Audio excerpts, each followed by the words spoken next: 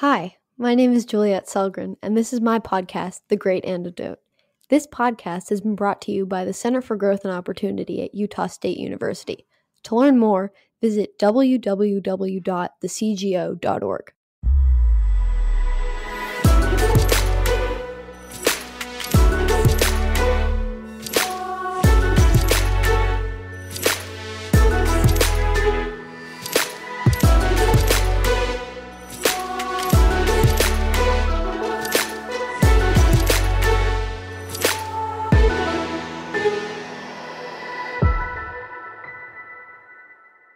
Hi everyone, welcome to the first episode of my podcast. My guest today is Tyler Cowen. Tyler is a super well-known economist. He is an economics professor at George Mason University, and he blogs at The Great Marginal Revolution. But to me, Tyler is the guy who my mom would go to ask if it was okay for me to read The Hunger Games as a 10-year-old. He said yes, by the way. He's also the guy who would bring me nonfiction books to expand my horizons, and he's even the one who suggested the name for this podcast. Tyler has written many interesting books, but today I want us to talk specifically about his latest book, Big Business, A Letter to an American Anti-Hero. Welcome, Tyler. Hello. Thank you for having me, Juliet. Before we jump into talking about big business, I have a general question for you. What is the most important thing that everyone my age or in my generation should know that we don't? I'm not sure what it is you all know right now, I'm sorry to say. But I would stress this point. We're in the middle of a major crisis having to do with the coronavirus, and actually big business is performing fairly well. We're counting on Amazon and UPS to ship us packages. We go shopping at Costco and Whole Foods. We rely on cable TV and the networks and other channels for our entertainment. Our government was very, slow to the gate, even being aware this was going on.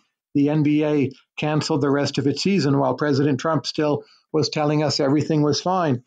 So I think right now the performance of big business in this matter has been really quite good, and the performance of government has been pretty weak. Now, what your generation knows or doesn't, I would not hazard to say. Very interesting, very good insight, I think, because a lot of people assume that businesses just jump in to ruin everything and to take your money, but they're the ones who were there in the time when the government wasn't. So jumping in, how do you define big business? Well, I think it's a matter of degree. How big does something have to be before it's big? But if you think of the well-known brand name companies that you deal with all the time, typically those are big business. Pharmaceutical companies are big business. They've actually responded very quickly, trying to get a vaccine in place, trying to test different cures or at least remedies for a coronavirus. Again, that would be an instance where big business seems to be ahead of the curve relative to government. You say that business is, at its best, a fundamental ethical enterprise. Can you explain what you mean by that? Well, there are bad businesses, certainly. Some are big, some are small. But most business, its nature is to produce a product that people find useful and then persuade people to buy that product and consistently deliver an excellent product over time. That's one of the most important things in our lives, is to be able to get healthcare or food or shelter or entertainment. And business is doing that. So I'm not saying all businesses are good, but the essence of business and big business, in my view, is this notion of voluntary exchange and giving people goods and services they desire. In your book, you write that 33% of young Americans support socialism, that there is more of an anti-business sentiment than at any time since the 1960s. If businesses are so beneficial, then why do people feel this way? I think what's happened over the last 15 years is there's been a general collapse of trust. People sense, somewhat correctly, that just something is wrong. And the result is they've lost trust in all the institutions they're familiar with. That would include Congress. It would include the media. It also includes big business. I'm not sure there's a special animus against big business. If you just look, how are people spending their time? And I mean here, especially younger generations, they're actually spending more time with big business looking at their smartphones, or before coronavirus, taking Uber and Lyft rides.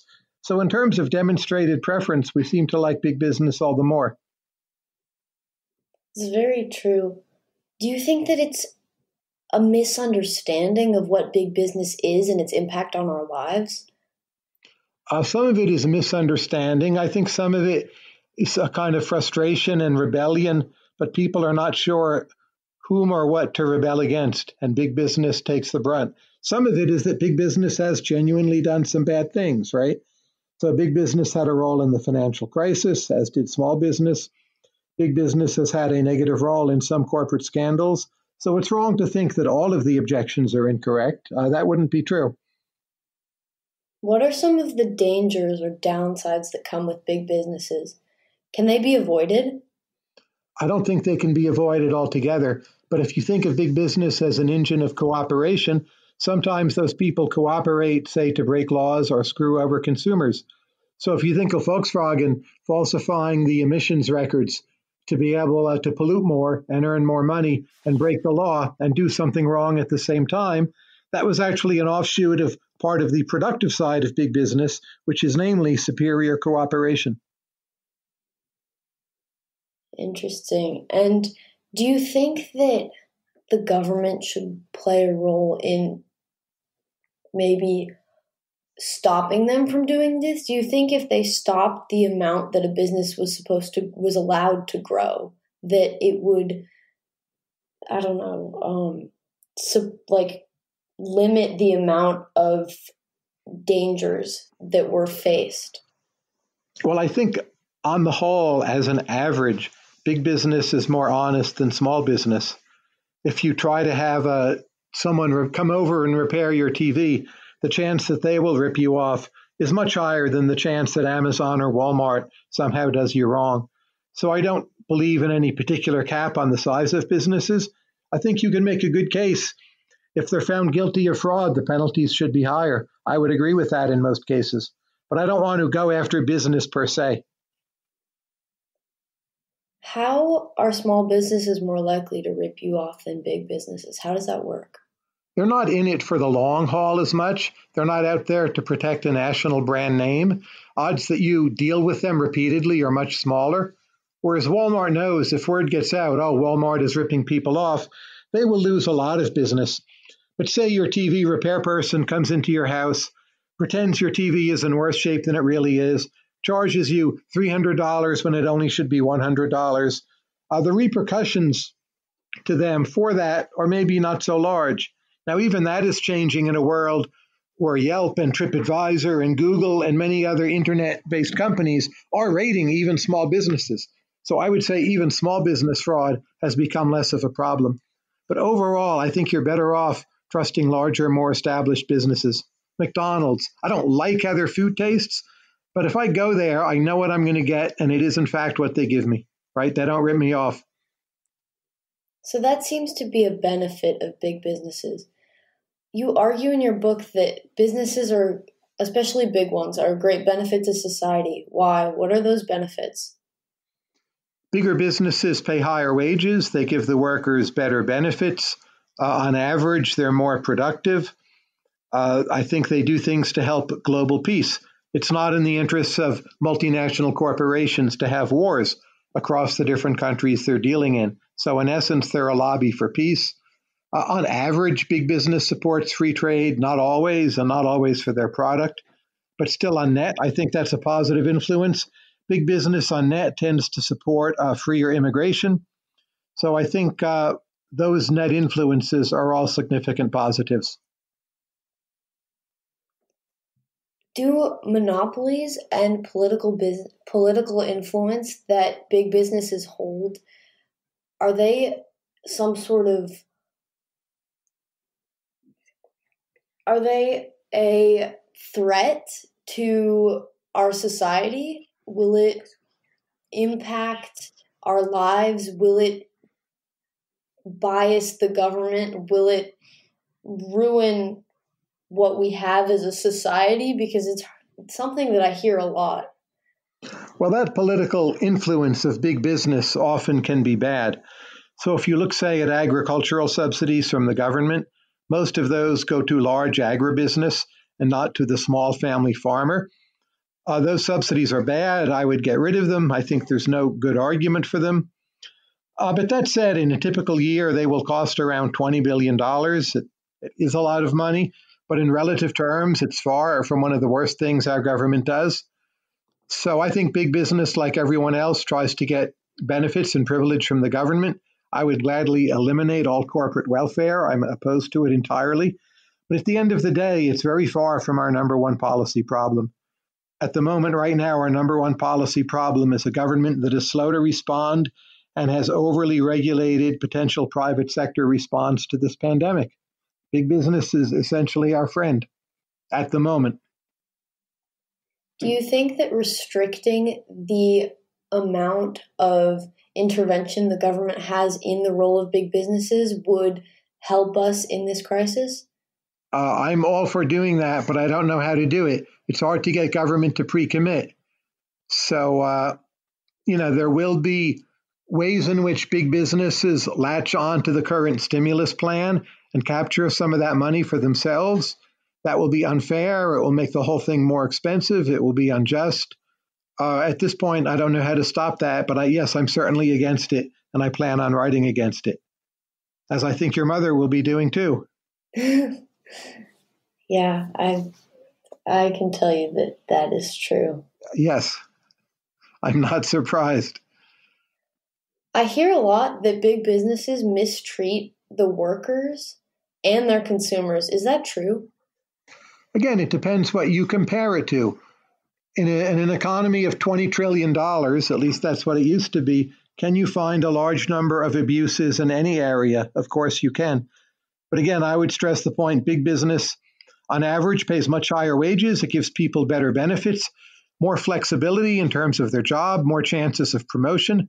If you're a minority or you're gay or you're in some way not exactly the same as everyone else or mainstream America, the chance that you can connect with other people in your workplace who are like you, that's much, much greater in a large business than, say in a small coffee shop. So I think in all these regards, big business is treating workers better than the available alternatives. You also say in your book that foreign countries, compared to the U.S., don't have the same productivity standards, and they don't come out on the top of, just economics and business because they don't have the same structure with as much capitalism as we do. Is that a big factor? Does the system of capitalism we have make sure that there is this system where people are treated nicely, where everyone is respected, as opposed to where people are oppressed or just not allowed to do what they want? Well, I would cite the example of France, which is still a relatively wealthy country. It's a nice and indeed beautiful country in some ways. But the leading French businesses, they all date from before 1980. France does not really have major tech companies that are able to export their products to other places. And I think at some point you have to wonder, what does the future look like? Will the lives of children be as good as the lives of their parents? I expect the income gap between the European Union and the United States to grow. So I think in most of Western Europe, there's a crisis of lack of innovation and lack of highly productive big businesses. That's true. That is very frightening in a way, because lack of innovation leads to, nothing. At any point in time, it feels okay, but you let 20 or 30 years pass, and all of a sudden you're way behind. You can't deal with your basic problems. Your citizens are poorer. It's harder to defend your country. And much of Western Europe has ended up in this position. If you look at Italy, they have not had per capita income growth now in 18 years, and they're hit by the coronavirus. Debt is very high. They have major, major problems right now because they did not have earlier enough economic growth and productivity. It's very interesting to look at the data for this, because you can see how much innovation and businesses, like the emergence of new businesses kind of impacts the trajectory of the well-being of a country, which kind of reinforces the idea that capitalism and lack of government intervention in that sense allows for growth. Turning to big tech, I hear a lot about that there is a threat posed by it. Some say that they're biased, and some say that they're not doing enough. But what do you think about the breaking of big tech companies? Do you think that it is necessary? Do you think that it would do us good? Do you think that it would have a negative effect? In my view, most of big tech gives us amazing products, very often for free. Now, with so much of the physical world shut down, I mean, it's big tech that's saving us. It's how we order things. We communicate over Zoom or over Zencaster, as we are doing now. People spend time on Facebook. If you imagine facing this crisis without big tech, it's almost unimaginable. And scientists are using Twitter and preprints and other institutions on the internet to solve this problem much quicker than they would be able to do otherwise. So I think the internet and big tech in particular will come out of this crisis looking very, very good indeed. They already do. Yet the public seems to have a big dislike of these businesses. Do you think that maybe this crisis will lead them to understand the necessity of the presence of businesses in our world, or not? I do think this crisis will have that effect, but I don't think the public ever hated big tech. The intellectuals and the media often dislike big tech. It's a competitor for the media, but normal Americans love Facebook, love Google, Amazon. You talk to people about it, it's like, my goodness, this is fantastic. They see the day-to-day reality of what these companies do for them. That's very true. Do you think that the media has influence over the public, even though the public likes the technology, they like Apple, they like Microsoft? Do you think that the way that big tech is reported and kind of presented in the media has any effect on their view of it? Well, it has some effect. I think in particular, the coastal intellectual class will say, read the New York Times and take their cues from certain segments of the media and then go out and repeat the same. But again, I think normal Americans on average pay less attention to those media sources and make up their own minds, not always for the better, right? People can come up with some wacky notions. But I think people more and more look to social media and their friends and acquaintances when forming opinions, and less, say, to Washington Post and New York Times. Which is understandable. I guess that makes sense. We often hear that CEOs are paid too much. And since we're now in this pandemic, legislators are kind of trying to restrict executive pay and try to bail out other people and other businesses. What do you think about this? Well, if you look at the data on CEO pay, it goes up pretty much in lockstep with the stock market. So if the companies are more valuable, the CEOs are paid more because in essence, they hold equity or options in those companies. That's how you motivate people, right? I don't think there's anything wrong with the CEO being worth more money if his or her company does well. Right now, the stock market is down a lot. CEO pay is also down a good deal, maybe, on average 20%. So I think the current system, while imperfect, is actually it's been working fine. And America has, on average, the best CEOs in the world and the most productive companies. We also pay the most. That's true. What do you think? What role do you think big businesses can play in helping us face this crisis? What have they done, and what do you think they can continue to do in the future? Well, I think Walmart and CVS and Rite Aid, they will become community centers for sharing and healthcare information and getting, cures and information out to people quickly. Food delivery services and takeout restaurants have already converted our economy from contagious forms of interacting to less contagious forms of feeding people. Supermarkets will need to make more adjustments, ways you can just pick up your packages, maybe even stay in your car and just do drive-through.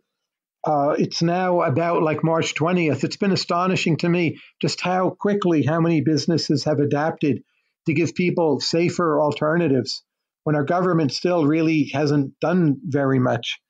So I find this heartening. But I think ultimately, in terms of coming up with a vaccine and pharmaceutical, again, remedies or even cures, we're mostly relying on business for that. That's true. That's very accurate. Also, you can kind of see how businesses are adapting in this climate and how even though demand is lower and people are freaking out, how they're still kind of trying to pull through, trying to adapt to the demand of the market. So, kind of looking back into the past and at some big business titans, I guess you could say, like Rockefeller, was he good or bad? Well, like every human being, he seems to have been a mix of good and bad. And I don't approve of all the lobbying the Rockefellers did of government, but they produced a great deal of oil and sold it at a time where that built up, this nation from the ground up and gave us the high standard of living we have today.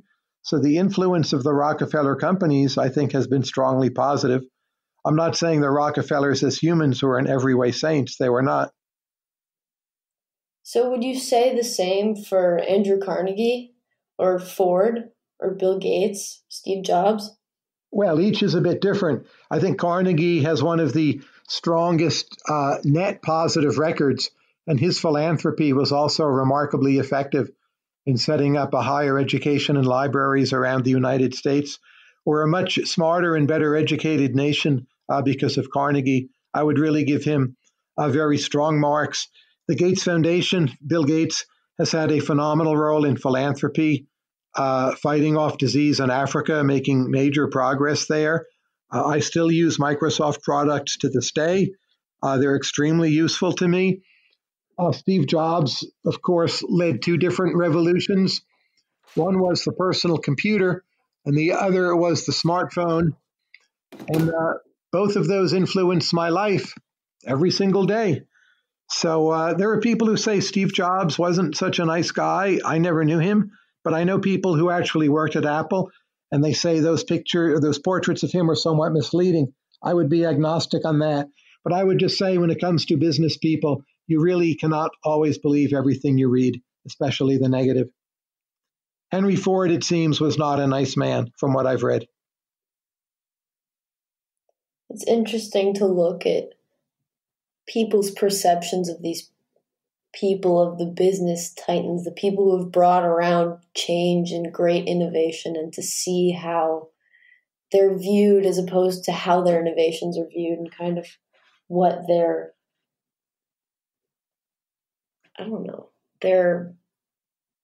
whole, first, legacy, philanthropy. Yeah. Their philanthropy, like Bill Gates, he's really well known for that, but also, so he's held at a very, high value in people's minds. They see him very well, but he also has great innovations. And then it's just interesting to see how people's view of a certain CEO or creator of something doesn't entirely affect the way that the entire brand is viewed. It still does, but it's not completely indicative of the future of that company. So Bill Gates is one of the smartest human beings I've ever met, one of the 3 or 4 smartest. He's extremely impressive. If you debate development economics with Bill Gates, he knows that topic better than almost any PhD economist. And that's really pretty awesome. Deserves a lot of respect. So Elizabeth Warren wants all big businesses to be more under the control of the federal government. What do you think of this proposal? Well, I'm not a fan of that proposal, as you might guess. The government will not do a perfect job regulating big business. In fact, the government will be captured by some group of big businesses to keep down others. That has been a common pattern in American history. And if someone wants to say, well, big businesses who break the law and pollute, they should be penalized more, I very much would agree with that. I do see some businesses getting away with breaking laws or receiving only minor penalties. But the goal of that should be to strengthen the system of big business we have and not to break it up or overturn it or bring it all under political control. What aspect of political control would make big business worse? Well, if you split up the major tech companies into multiple parts, they would spend years just recovering from the shock. Going through antitrust trials can take 10 or even 20 years. It's a phenomenally complex and costly and time-consuming process. Those companies get taken over by their lawyers. They stop innovating. And at the end of the day, what threats are really removed? If we, say, split up Facebook, do we somehow magically achieve privacy? I really don't think we do. Those problems are generic. They're not the fault of any single company. Big tech is talked about a lot in the aspect that they're listening and that there's a lack of privacy between us and them. For example, like Alexa from Amazon. What do you think would change, or would anything change, if the government was in control and if the government had access to that information? Well, the government spies on us all the time. I advise people not to buy Alexa. I haven't bought it. You don't have to buy it. I would just point out the real threat to your privacy is actually your friends and family for the most part, not Facebook or Google, that they gossip about you. They circulate untruths about you. If you're worried about privacy, it's the people you know. Mark Zuckerberg is not sitting up at night, thinking, how can he take the secrets of Juliet Salgren and spill them out to Juliet's friends because he doesn't like Juliet? It's really not his concern. That company has made some mistakes, but their core incentive is actually to protect the information they are collecting about you and not to have it spill out there. Because if Amazon leaks all my information, then I don't trust Amazon, then I don't buy from Amazon, and they lose customers. So it's basically in their best interest to keep customers happy and to make sure they're safe and secure, right? Yes, and Amazon is more likely to have the talent and resources to protect your information than, say, even the federal government is.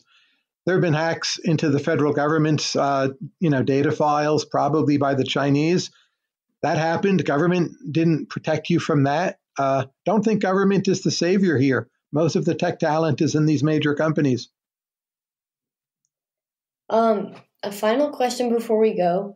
Will you please name 3 of your favorite big businesses today and explain why? Well, I spend so much of my money at Amazon. They send me books, and I love books, as you know.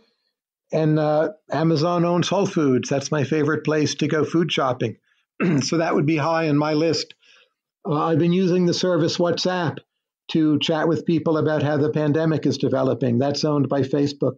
WhatsApp is really a major advance in person-to-person communications. That would be a favorite. And then I would just mention a car company like Toyota. Cars to me are important for my life. Cars are much more reliable than they used to be. They're much cheaper relative to wages than they used to be. And Toyota, Hyundai, many other companies, foreign American, they've really put in an impressive performance. So off the top of my head, those would be 3 picks. Thank you for sharing. Thank you so much for being on my first episode of this podcast. And thank you so much for inspiring me and coming up with the name for it. Like that, it's insanely cool. I'm so grateful for it. Thank you so much.